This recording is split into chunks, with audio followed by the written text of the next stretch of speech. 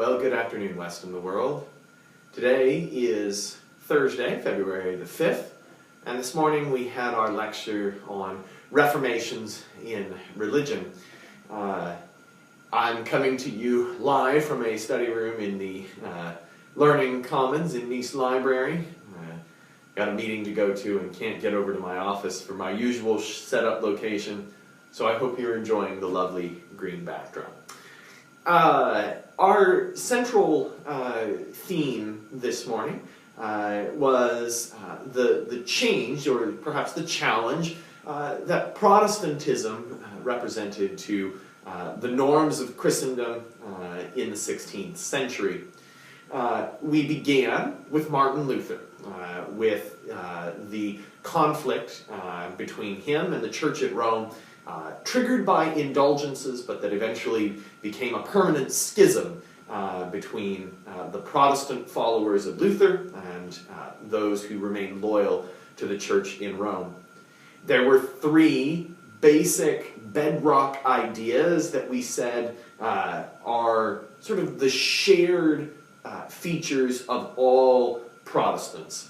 And those, we said, were the ideas of sola fides, sola scriptura, and the priesthood of all believers.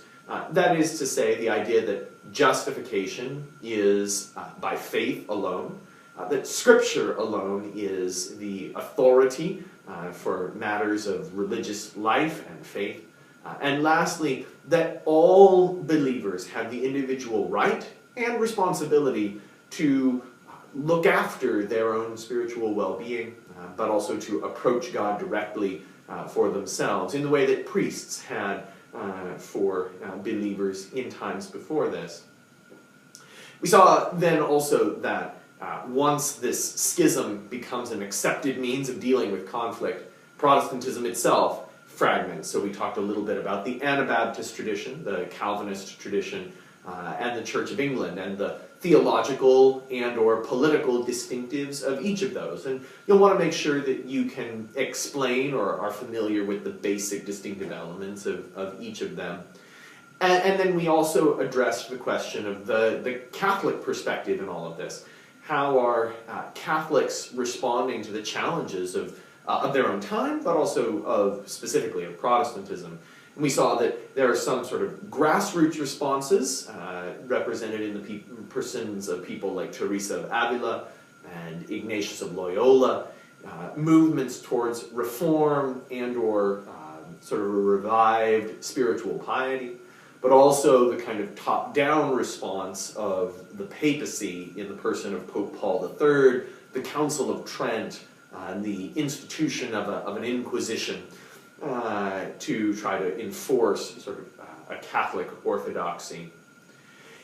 This is all going to be the sort of foundation work for ongoing conflict, which we will be sort of following along in the weeks ahead, setting the stage for much of what we've seen.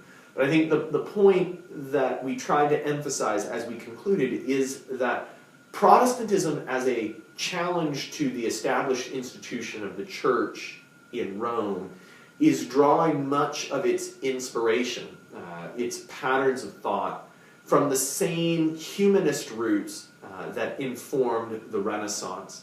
And that at the center of that is the question of the individual, and where did they figure in the responsibilities of life and the desire to improve oneself.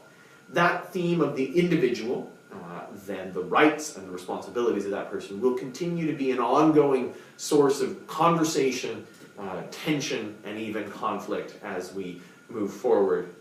So hopefully those things will be of some help to you. Look forward to seeing you back in class on Tuesday, God willing. Have a good weekend, everybody.